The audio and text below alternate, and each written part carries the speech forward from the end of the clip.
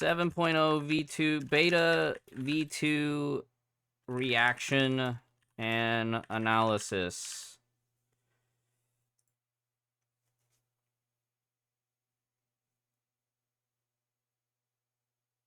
All right, let's take a look. Luna adjustment.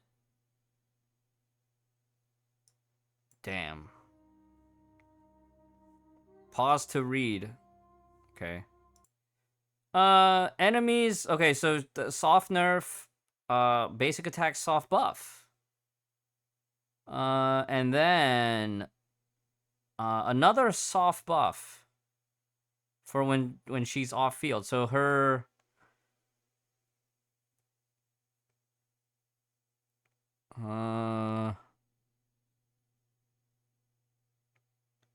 oh, interesting. So it buffs her her self damage. But it buffs the damage for the whole team.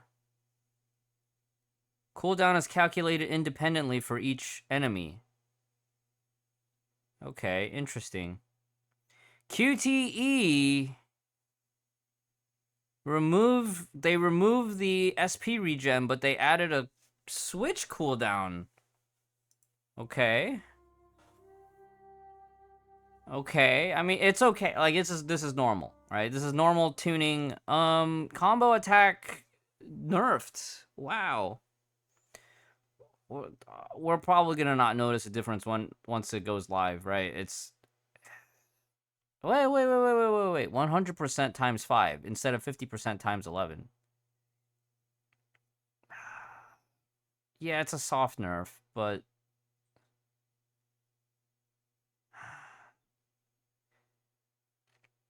Okay, Untouchable Warmth. When the attributes of 3 characters in the team are all different, or when entering the Berserk mode, a refresh mechanism of total damage buff of teammates. They changed it from when you leave the field to just... Oh, they just changed the wording so that it's easier to refresh.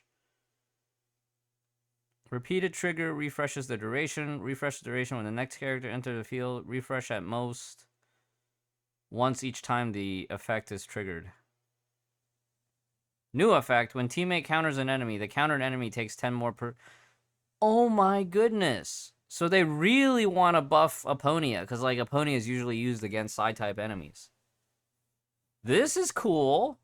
So they really wanted to play up, because, like, in V1, she was great as DPS, but they really want to play up her support. When character is in the background and causes bleed damage, she restores 2 SP. Okay, great. Yeah, she had a little bit of SP issues in V1 on the second and third rotations. Especially the third rotation, not the... Evasion skill. Remove the increased total damage by 10%, and then nerfs the lightning damage against mecha enemies. This also gets nerfed, so her type counter double down is also nerfed. Okay, interesting. But ultimate cooldown is buffed. The time is reduced. Okay. That's cool. When enemies take bleed damage, they take 15% more lightning damage. Okay, that's great. More dots. That's good.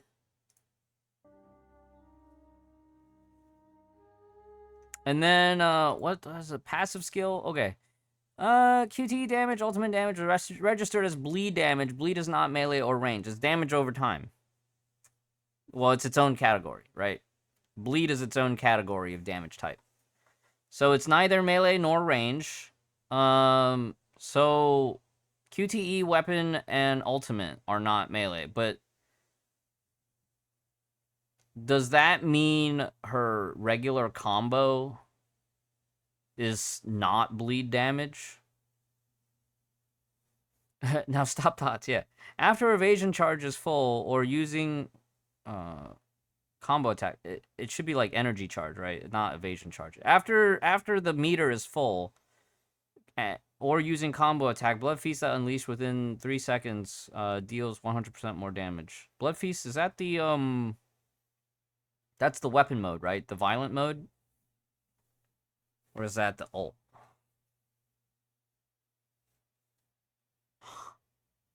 Oh, Blood Feast. Is that the follow-up?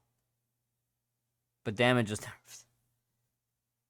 Okay. I'm not gonna worry about. Oh, no. Isn't that like one of her other abilities that just like procs extra damage? Hunting time. Oh, each hit inflicts more trauma. So this will be really good for like trauma mechanics, for bleed mechanics, bleed stacking, like those really annoying enemies with the three bleed shields. I feel like a lot of this tuning is overall for the better, even though numerically it looks like the damage is going down.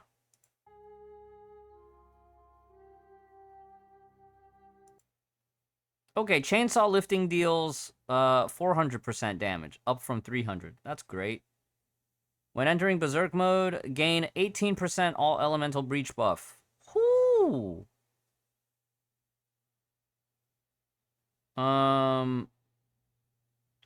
Two, teammates with paralyze or bleed tag, gain charge when they unleash ultimate.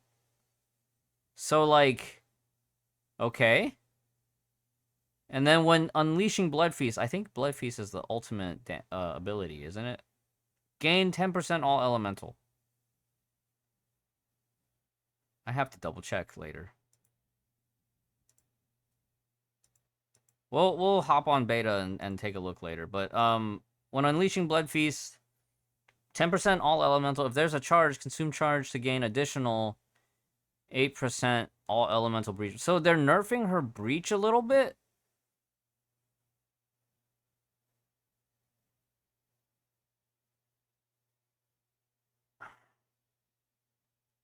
No, the breach is getting buffed, but you have to work for it.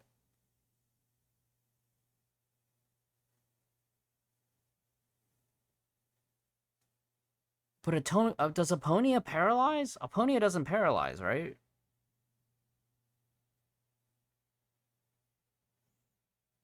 Because if you can get up to three charges, this is a buff. But if your team doesn't have 3 charges,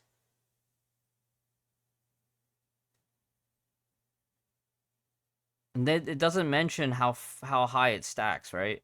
So Aponia doesn't para, but it's still technically more multiplier, right? So if Eden and Luna Pledge, Luna Pledge, if they both ult, we're looking at 16% breach versus 18, but we get more multiplier.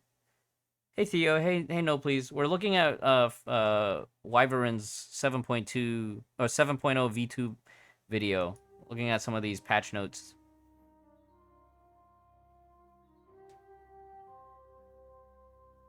Any changes on the weapon? It got buffed. Cool. 30 to 50. Last hit of ultimate deals an additional 300% attack as lightning damage. Sick.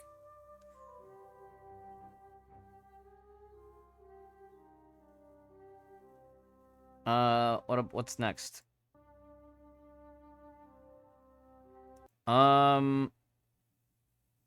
Wielder's combo deals 50 to 20 plus 30 for Luna.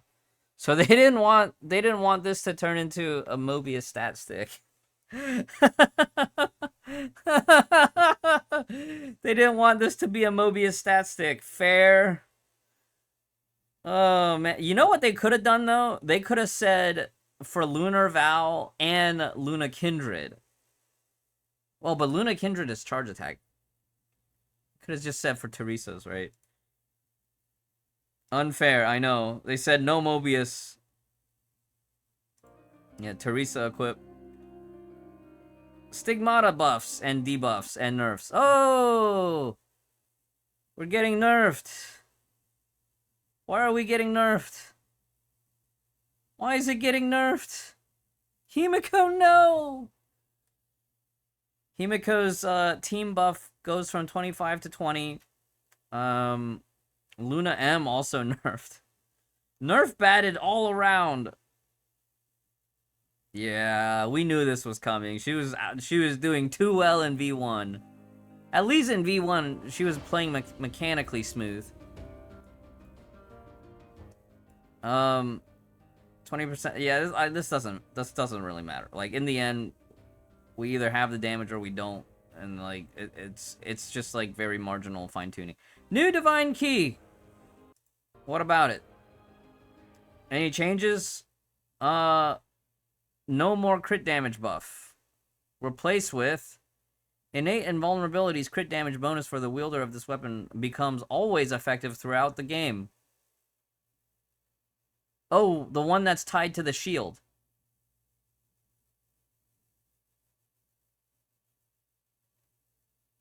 So the existing crit damage will no longer have a cooldown on it.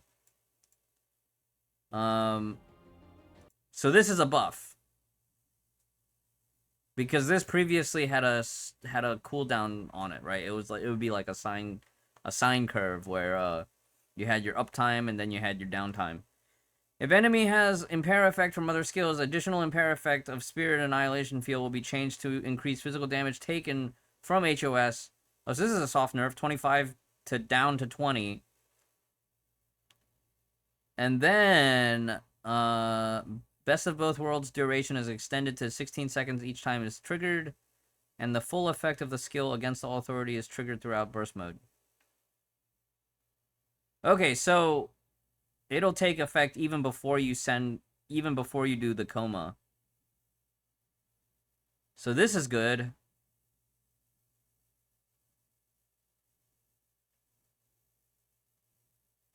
Extended by 1 second. They really want to make sure you get the brick.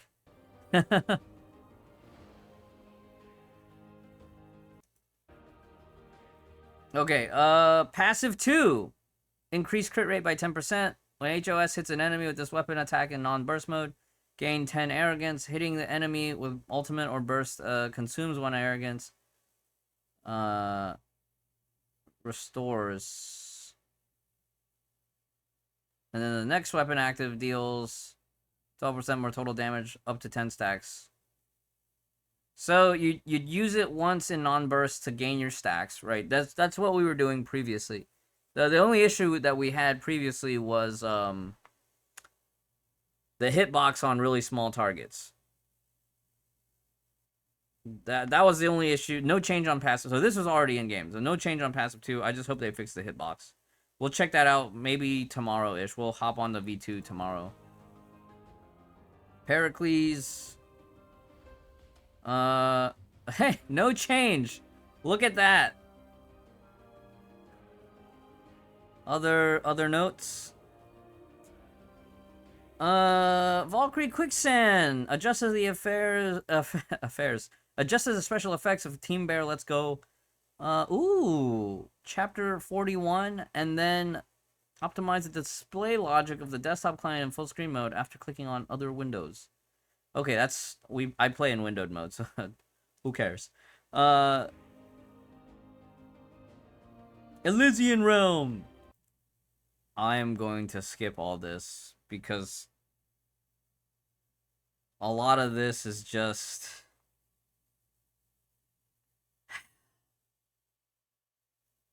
Well, we'll figure it out when it goes live, right? Oh, but HOS got new ER special adjustment when using Brick or Brick Pry. When you have Blessing of Victory, using basic attack and Herrscher form can trigger this blessing effect. When you have Blessing of Ego, using basic attack can trigger... Okay, yeah. They basically just updated the stuff so that she can play with Brick. That's fine. Okay, what about this?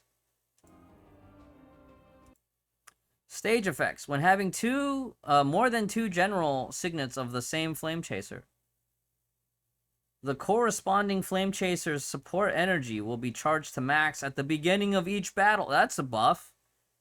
When unleashing support skill, character deals 4% more total damage up to 6 stacks, globally effective. Increase enemies' base HP by 5%. What?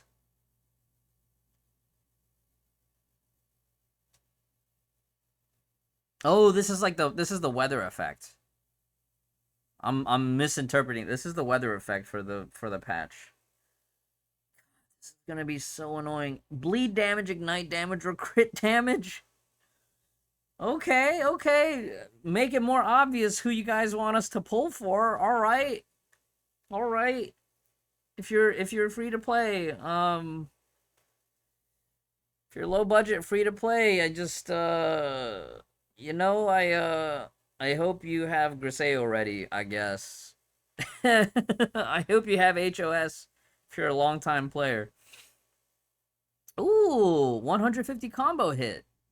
Yeah, I like that. After deployed, Valkyrie inflicts bleed, ignite, or crit damage. Buff. Okay, great. And then, of course, to line up with the 150, it'll be Sue buff and Vilvi. Sweet. And then you guys get to pick out of these. So, Cross, Chakram Scythe, Fist. Oh, yeah. If you have Spina, you can play Spina. You can play Ai-chan. Oh, yeah. Just use Rebirth. True. Rebirth will give you your crit damage, and she's Scythe type. Scythe type. I might still just be playing Rebirth again. All right, Abyss in MA. I wonder if there's anything useful here. Bleed. Tribunal comes back. Previously, this was not. Was it type counter last time? Or was it summon entity last time? Stun, the main enemy is the mecha scorpion. Dominance. It was dominance weather last time. Got it. And then summon fringe and summon intensive. Adjust the distribution mechanism and values. Okay, did they nerf fringe and intensive for summon entities weather? When they say adjusted? I hope so. So for stun state, are we using Prometheus to stun? Prometheus and Senti to stun? I think this is going to be the Senti weather, isn't it? I don't even remember. Me neither. Alright, well. That's kind of cool. Adjusted the mechanism and values. I get the feeling this guy probably got soft buffed to match up with the Luna S0 soft nerfs. Bleed and ignite. Okay, cool. Alright, spending event. Spending event. Woo! What does it mean? Equinox for non-Equinox havers. If you already have, you cannot exchange. Yes. I might actually try and go for, I might try to go for S2 Equinox. Maybe. I would need, like, what, 3? I would have to buy 3 of these, though. Siren stamps for players that are gonna, you know, want to rush forward. Elf boxes, hooray! You know, in the olden days, we would have been like, man, this S rank box would have been is it because we were farming. But now the S rank box is less valuable because now it's like you want to pick up stamps for the characters that you can't farm. I want the outfit only. Well, you will get the outfit and you will still have the currency left over. So 30k for the outfit as usual. You need to get here, right? You need to get to the 28,000 and then you do your 2 dorm pulls.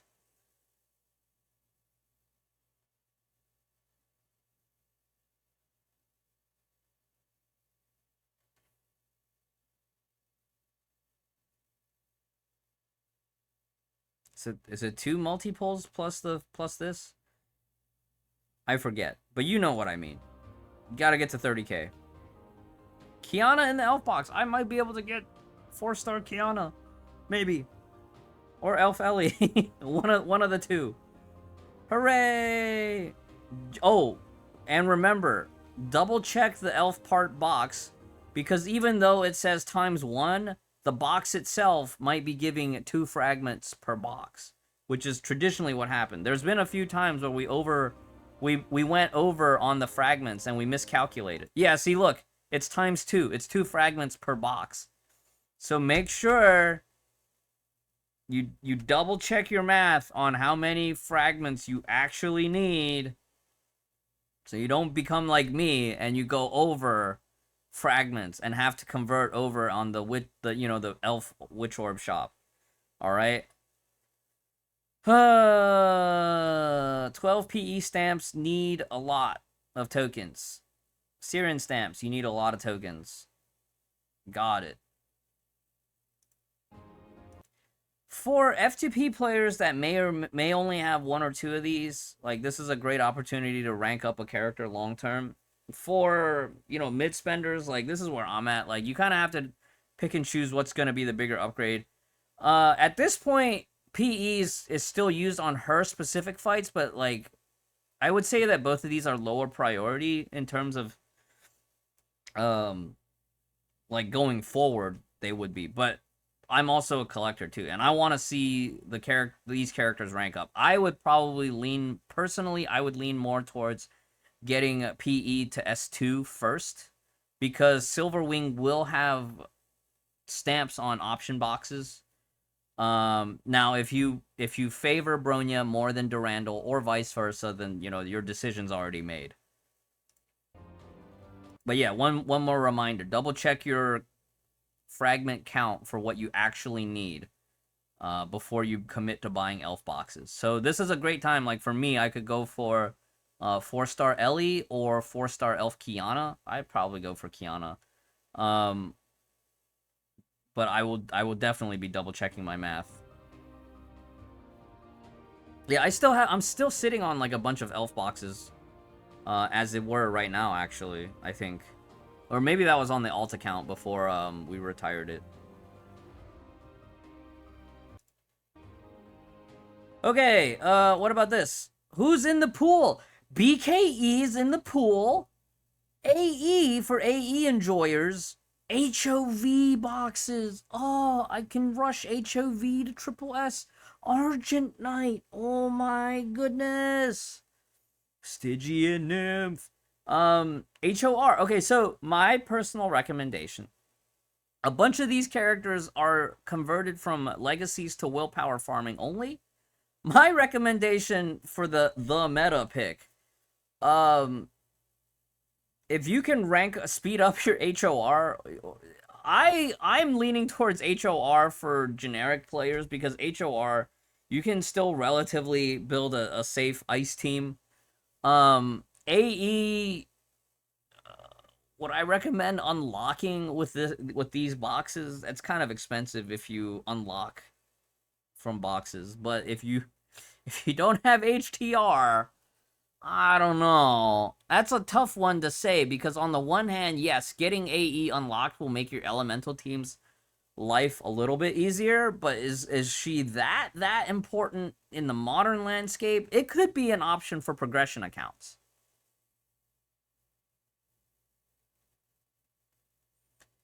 If 2-star Kiana is worth it or not? What are your other elves, Ashwin? We can go back to elf boxes. So, Ashwin asked, did I go over elf box yet? So, one thing that you can do if you're a free-to-play player here is, with these boxes, as a free-to-play, you can unlock a brand new gacha elf. Preferably Elf Kiana, Elysia, or Blade Durandal, maybe. Maybe not Blade Durandal now. I would probably unlock Elf Kiana if you had to pick one to unlock at this point, because Elf Kiana covers 2 elements. Now, I don't remember if 2-star was comfy to play at all. I do remember that 3 stars is where you want. But if you have 0 gacha elves and you want a gacha elf, then we could take a look into that. So, okay, you have 2-star Durandal and a free wedge, so that covers physical and ice. So if you pick up Elf Kiana 2-star, you're covered for fire and lightning as well. So then you're pretty much covered for all elemental, right? All elements are covered, and then physical is covered. And some rotations you might even use not wedge, because wedge doesn't have the cooldown reset sometimes, which makes it harder in certain rotations. I remember that came up in the Discord at one point. But that being said, if you are true free to play and you want to dip your toes into experiencing a gacha elf that, you know, maybe you unlock this event and then in the springtime, the next spending event, you go for the 3-star rank up, because 3-star rank up you only need to get 50 boxes, right? 75 to unlock and then 50 boxes to go from 2-star to 3 stars. That's an option if you're free to play and you're patient enough. Okay? I hope that helps, Ashwin. Back to the S rank fragment boxes. So if you do choose to unlock using this, it's generally more expensive to unlock from fragments than to rank up. The ideal use is you use this to rank up your battle suits. Longtime collectors might be like, oh, I'm gonna go get AE to triple S. You know, some of y'all are Fuhua fanatics that love that, and I'm happy for you to do that.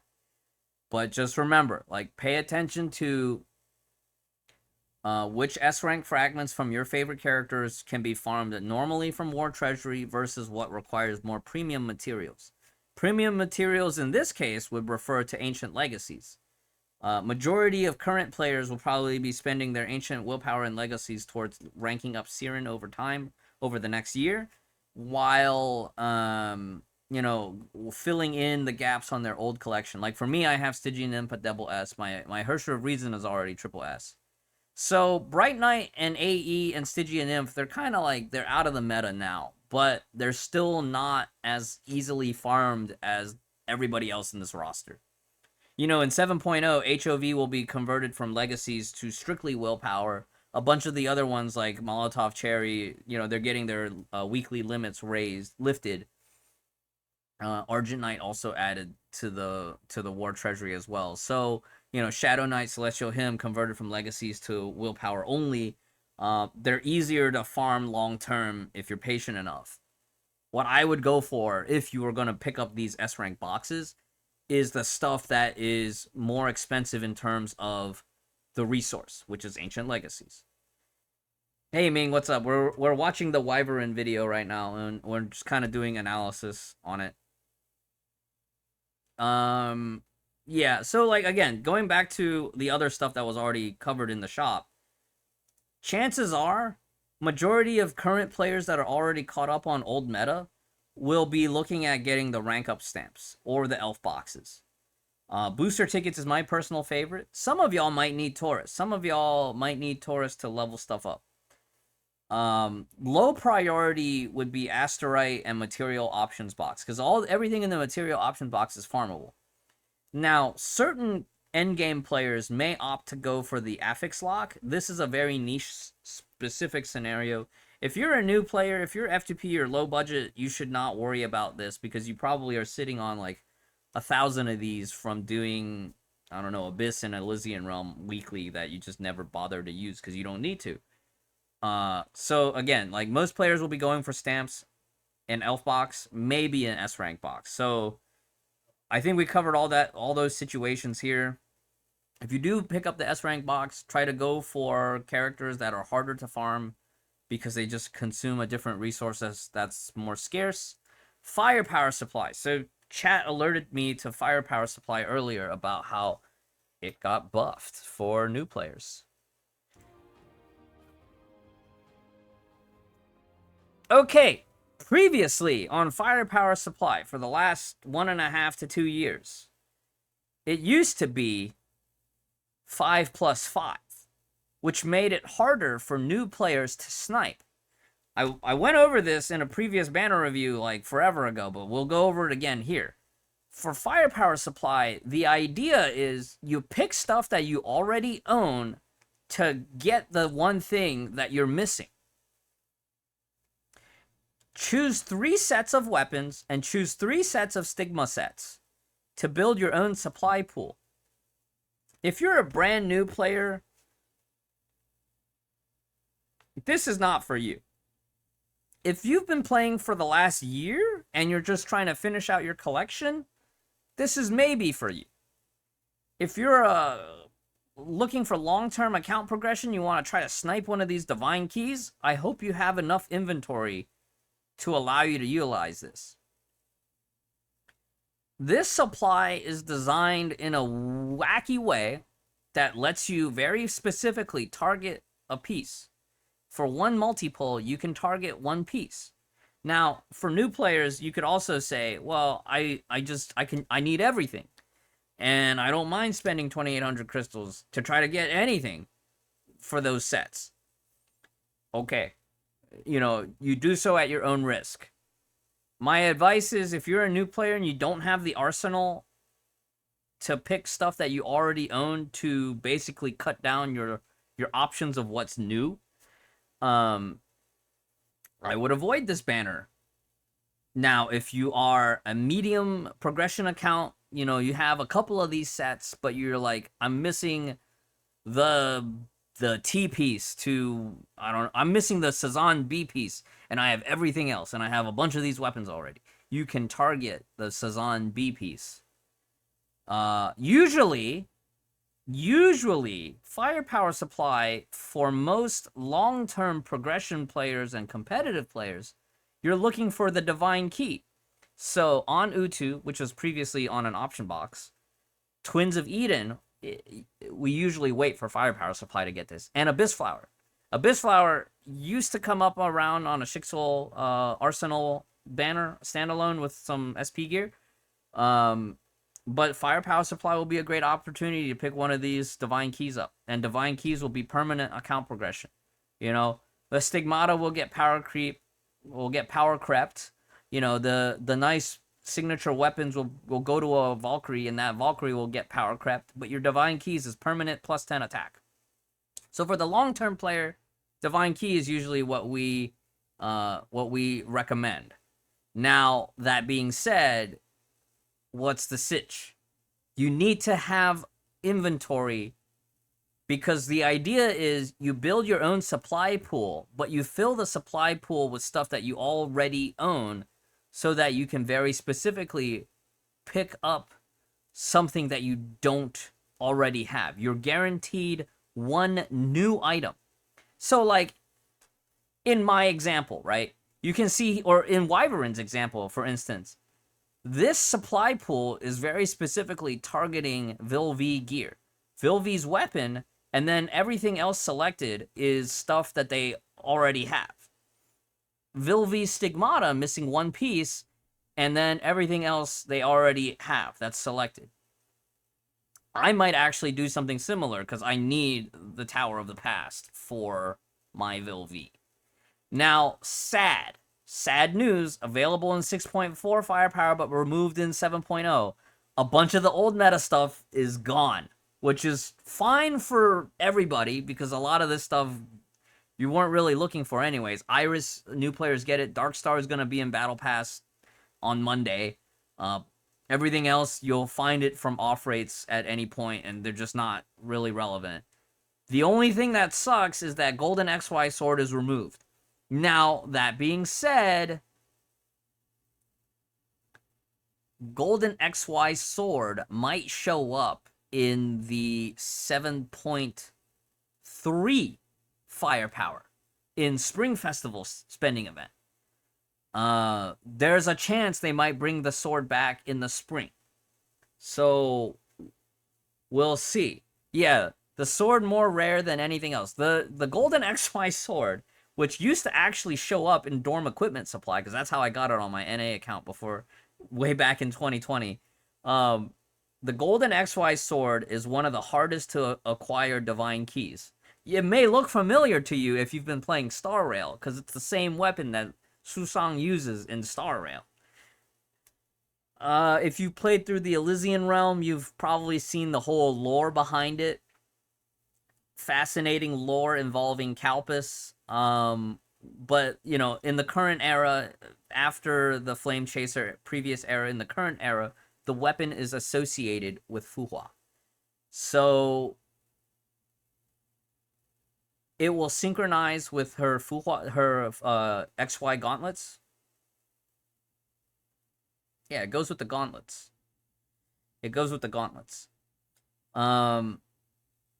the Grips of Taishan, right? Grips of Taishan. I've already forgotten.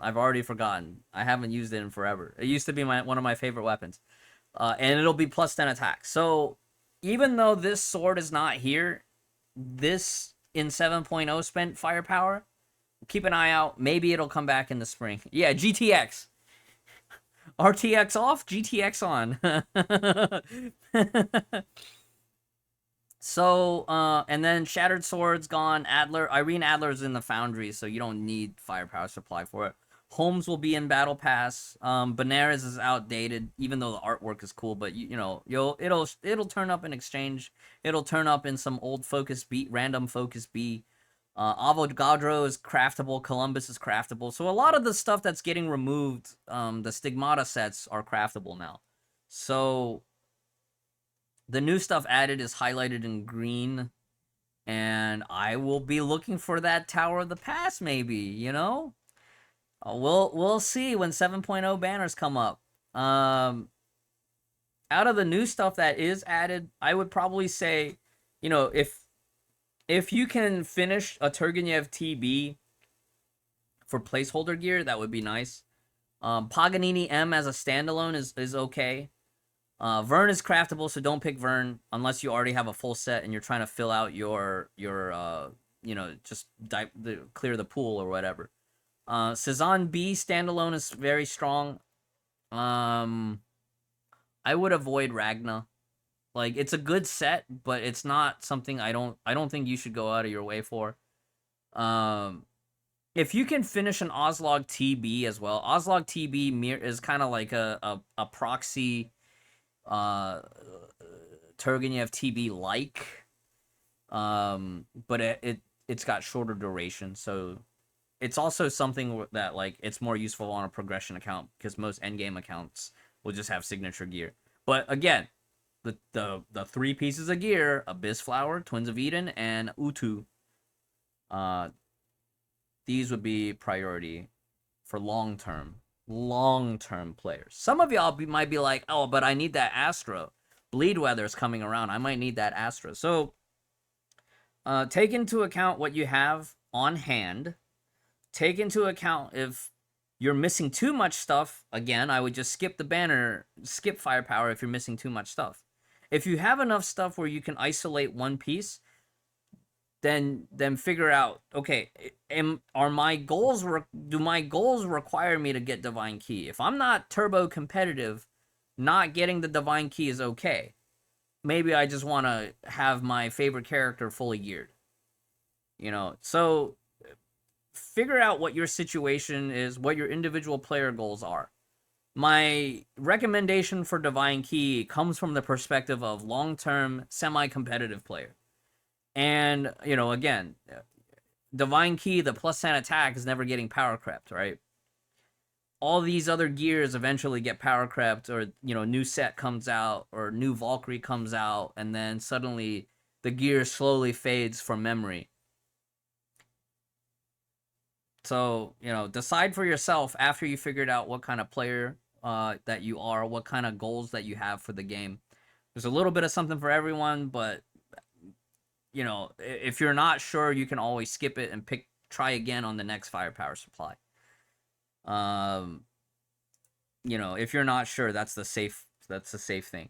So prediction: Lunar New Year and Global Anniversary may be in 7.3. That's consistent. That's consistent with previous years. Usually, it will be the third patch after the fall mid-autumn celebration. So 7.0 is gonna be SCA CN Anniversary. It'll be Mid-Autumn Festival for CN, and then usually CN and SCA gets their Foca Expa, a lot more bonuses. Global gets like maybe a third of the bonuses, and then we don't get Foca Expa until Christmas time. At least that's how it was the last 2 years. 2022 and 2021, Foca Expo was right around the last 2 weeks of December. Christmas time, New Year time.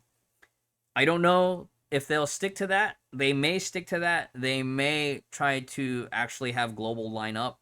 We'll see as we get closer, right? They'll make announcements. Wyvern's prediction for 7.3 being global and Lunar New Year is pretty easy to follow up on. 2024 firepower supply may include HOHE gear, Jade Knight, and Chrono Navi. Not sure about Hersher of Truth. Okay, well that's cool.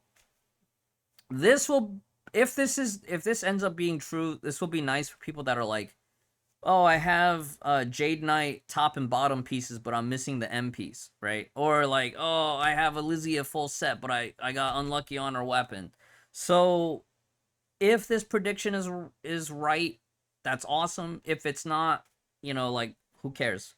We'll just work with what we got. We'll adapt and overcome. And hopefully the XY sword comes back in the Spring Festival. Brick supply! Okay, chat. Let's see. Guaranteed 30 pulls. 30 pulls guarantee. One new up piece. So this is like an SP supply. So 120 pulls guarantee all up. There is a wishing well, which is different from usual SP supplies. However, I was hoping they would announce a refund, but they did not. So there is a wishing well. I hope you all get it in, you know, 40 to 60 pulls. Full set, all right? I hope you all get lucky and get this in 40 to 60 pulls. If you're a longtime player, you have HOS, you will not regret this. Especially if you have Rebirth with HOS. But even without Rebirth, you can still play HOS DPS with this. And it'll be great. Do it. Battle Pass. Siren. Wait, they're putting the Siren card in there too? Okay. Siren card here is good for brand new players starting the last version, the current version, and the next version. If they are low budget, but not F2P, because you're going to need to buy Paladin, or at least 3 Knights. So you're not far enough to farm the legacies and the willpowers. You don't have patience for legacy and willpower farming. And you can't afford to pick her up from expansion. So it's a very edge case that the card even exists. But the card also comes with 5 stamps, right? It's a card or 5 stamps. So for some players, they might be using the card to get the 5 stamps to speed up their farming. 2 Knights for card. 2 Knights, but you need to... It's 2 Knights plus the remainder of the free BP on this in the second half. Right? Leku? Can we convert the Crystallum of current BP to the new one? No. Crystallum conversion is you only go backwards. You cannot convert forward. So Hyacinth asked in the chat, can we convert Crystallum of current BP to the new one? No. You can only convert new one to old one. That has been how it is for the last 3 years. So 7.0, you'll get 6.9 gear in Vintage Shop. Silverwing card and stamps. I might go for Silverwing to double S with all these stamps in consideration. For 7.2 and 7.3.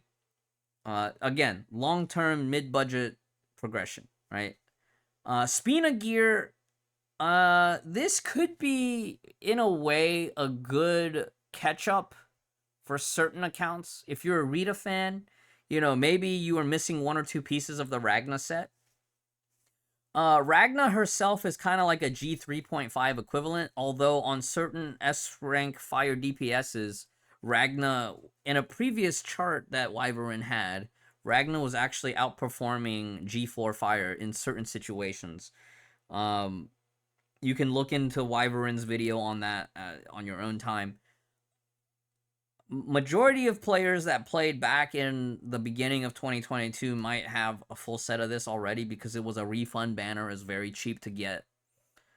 The Scythe is a decent placeholder gacha Scythe for any Scythe user because it's total damage, even though the weapon active is fire damage. Um, so, you know, maybe if you're on a new account, you wait and see till towards the end of either 7.1 or 7.3 before you commit to buying a piece. With G4 being farmable, I probably wouldn't recommend any of the Stigmata unless you really like the artwork and you're a really, you know, you're a true Rita fan and you just want to have the collection. Now, the weapon is debatable depending on whether or not you feel like you need a placeholder scythe for a character you're currently playing.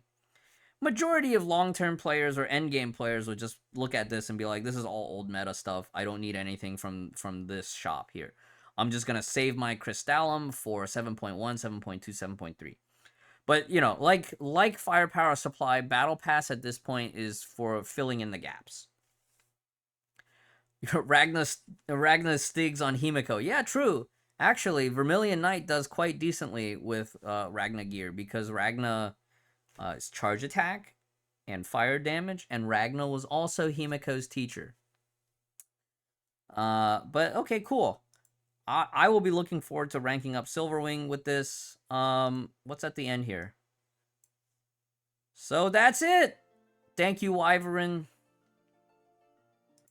Anyways, chat, I hope this little overview on version 2 patch notes and upcoming battle pass and spending shop stuff was helpful. I will include a link to the Wyvern video in my description down below.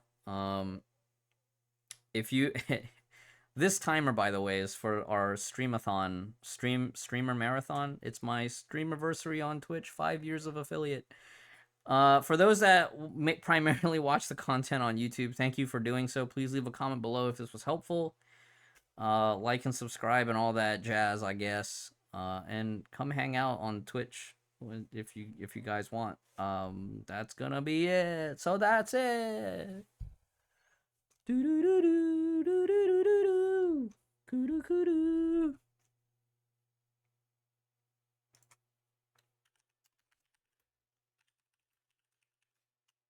I typed end banner review. End 7.0 V2 spend shop BP review.